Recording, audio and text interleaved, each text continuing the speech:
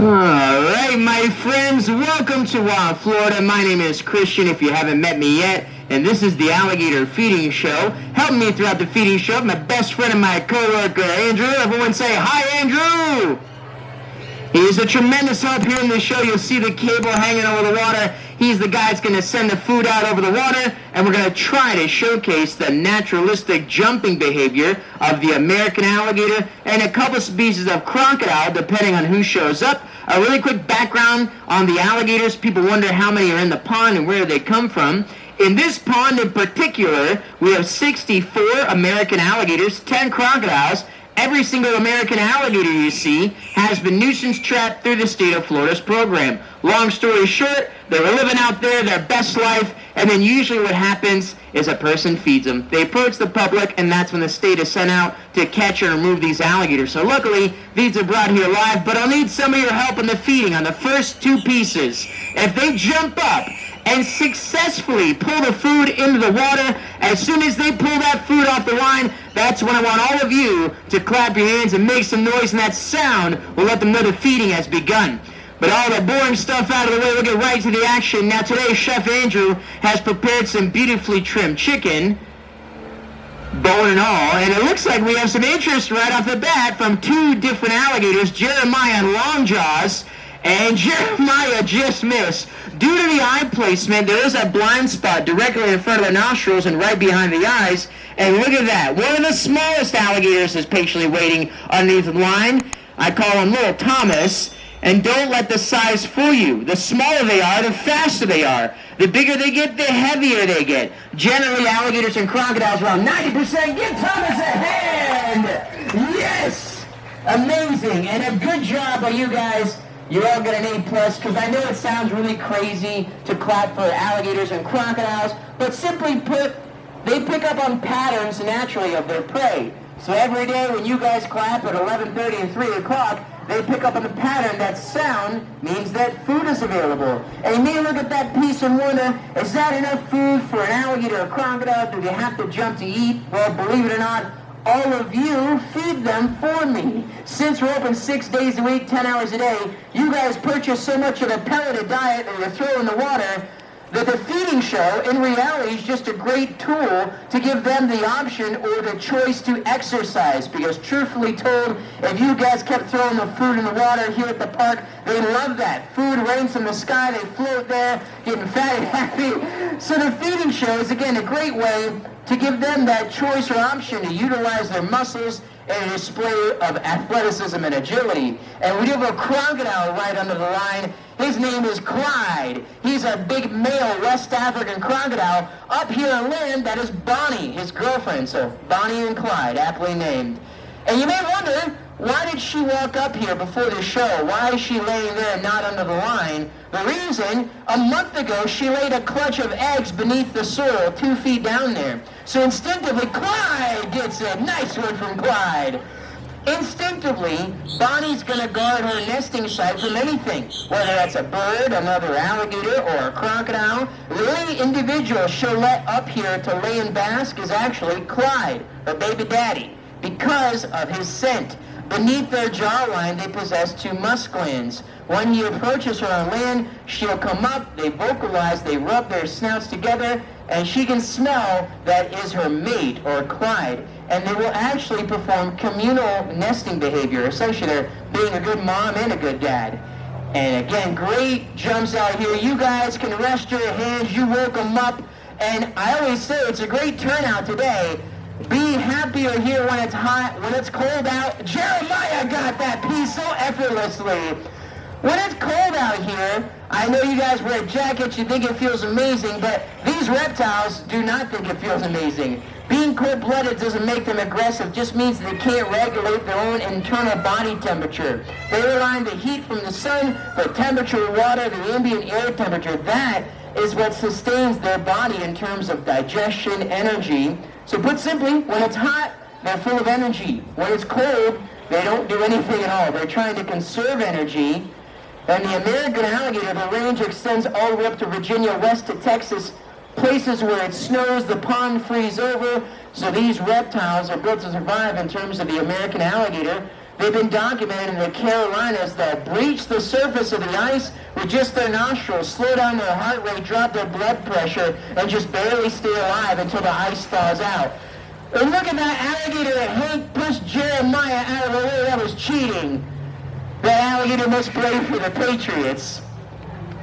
I got some Patriots fans out there. But all jokes aside, there's no teamwork involved here. And luckily, this is something you don't have to teach them or show them how to do. The American alligator jumps for nesting birds, raccoons, and possums on open waterways.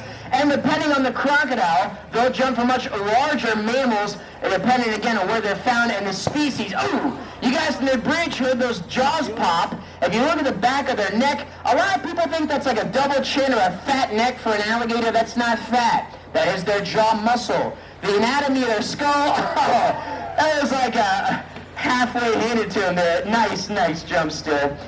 So when it comes to their jaw muscle, their skull is just kind of skin stretched over bone. There's some small ligaments in the bottom jawline. But all in the back of their head is, again, that jaw muscle. Bigger the neck, the stronger the bite. Pound for pound, the strongest bite ever recorded on planet Earth came from a saltwater crocodile that broke the scale at 3,500 psi. That's stronger than a great white shark and the adult male lion. But that being said, they have not measured every bite force on planet Earth. But my man up here in the white, you look kind of bored, man. I got you. It's okay. I'm going to go inside and try and hand feed some of the alligators and crocodiles. Now, if Bonnie runs at me, if she jumps at me and tries to bite me, that's okay. I'm not going to tap her with a stick or spray her with water. I'm just going to let her be. I'm going to respect her space at her nesting site. But I do want to work with Puff down here. He is a beautiful American alligator. I know it's him based on the shape of his head. And I know you hear me say a lot of these names. You're probably thinking there's no way we can tell them apart. But since myself and Andrew are here every day, 10 hours a day, they're all unique individuals, just like people. Like a school teacher on the first day of class, all these little kids, you don't know who they are. By the end of the year, you know all their names just based off their haircuts, their faces. And years later, the same teachers recognize former students as they age after not seeing them for quite a bit of time. So it's not out of the realm of possibility to identify these individuals. Now, again, like I said, there's no negative reinforcement. All this training is based on positive reinforcement with food. And the reason Puff backed up is because all along their jawline, it may just look like a freckle to some of you, those are individual sensor organs known as ISO. Still heavily debated amongst my colleagues and biologists of the true function of those sensors, but they're rooted into the skull. And they say they help them feel movement in the water, vibrations, pulses, things like that. So very sensitive, probably more sensitive than our fingertips, but still very poorly understood. Almost like the strength of a silk web. I missed the jump. I was paying attention to Puff here. And by no means is he tame. If anything, now he's more dangerous because we come in and hand feed him like this all the time. He picks up on our patterns. He knows what it looks like if I fall down, if I trip, if I'm not paying attention. He might take advantage of that. But in terms of the alligators and humans, we're not on the menu. In the last 50 years, there's now been an updated number of 36 fatalities in 50 years between us and alligators versus certain species of crocodile to this day killing 8 people up into the hundreds, whether it's the saltwater crocodile, the Nile crocodile. Those crocodilians exceed lengths of over 18 feet. And in certain parts of the world, like the Nile crocodile, people are still having to go into the water to bathe, to wash, to do anything. And in Australia, the more populated areas are seeing a big boost in saltwater crocodiles. And crocodiles, again, are very different, but they're not more aggressive. That's a big myth that you guys might believe from the internet or TV. Just like people, they're all individuals. There are some crocodiles you can touch their teeth. There are some alligators I would never do that with. So they're all very different in terms of their behavior, but of course, certain species are more notable for certain characteristics, like the saltwater crocodile and the Nile crocodile. And a common question I get a lot, how do you tell the difference between an alligator and a crocodile like Bonnie? The biggest visual difference is in the shape of their skull. For example, the American alligator Puff in front of me, very rounded snout like a U, helps them crush down on soft-shell turtles, scoop up smaller prey when they are smaller. Crocodiles have that pointed snout like a V, helps them rip off a bite-sized chunk of food, swallow it whole, because they don't chew their food. Again, their teeth are designed for grabbing a hold of prey, ripping and tearing, and Long Jaw has actually stole that piece from Hank right there. excellent jump. And they're not jumping with their tail either. It's kind of misleading from a distance. It is shallow in the front where Puff is at and little Sebastian back there. But out under the line, it is very deep. They can't push off with their feet, so they're utilizing the power of their tail. And you can watch it happen. The head tilts up, the tail tilts down in the water column, and they move that tail side to side in a serpentine motion. And that is the true propulsion you're seeing out there, because it's so deep. And there are some that never come down here, whether it's feeding from you guys or on the line or up here on the beach. And that's myself and Andrew take out buckets of big frozen thawed whole prey and kind of hand deliver food. It's like Uber Eats for an alligator or a crocodile. And what do I talk about by whole prey? That's Hercules right there.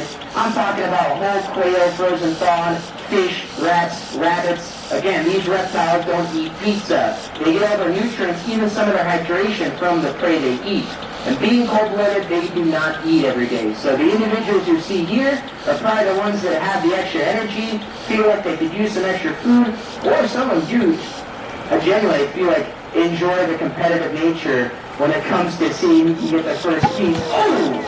The jaw pop, again, you guys in the bridge got a great sound right there. That jaw pop is incredible. All right, head to head. We got a gator power-up out here. Let's see who will get it. Look at the little leprechaun to the right. Clyde the crocodile. Leprechaun climbing the back. Oh, get there!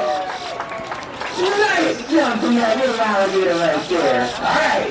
Andrew's informing we're down to the last piece. And as we send up the last piece, there's one thing I want everyone to remember from all of my talking. The one thing I want you guys to remember is please never feed wild alligators or wild crocodiles. The only reason the American alligators are brought here to the state of Florida is usually because people have fed them. So put simply, never feed them in the wild. If you really want to feed one, just come work here. That'll cost you an arm or a leg. I'm serious. The ambidextrous, right? You guys have been amazing. I know it's hot out, so thank you for sticking through the heat. These reptiles have been on fire, though, so this has been an incredible show. Godzilla just showed up. He's pretty late to the party. He's off the right. Jeremiah on the left. And Jeremiah! Give him a big round of applause. They are the stars here of the feeding show. I hope you guys had fun and learned something new. Once again, my name is Christian. That's Andrew. We like this show. You can always say hello. And we'll see you around. Drink lots of water. Stay hydrated. Soda's bad. Water's good. Kids, eat your vegetables. Adults, use your turning signals. Keep your cats inside. Read a book, not a screen. Spay and neuter your pets. And never feed wild alligators and crocodiles. Bye, guys. See you later. Hello again. Best friends.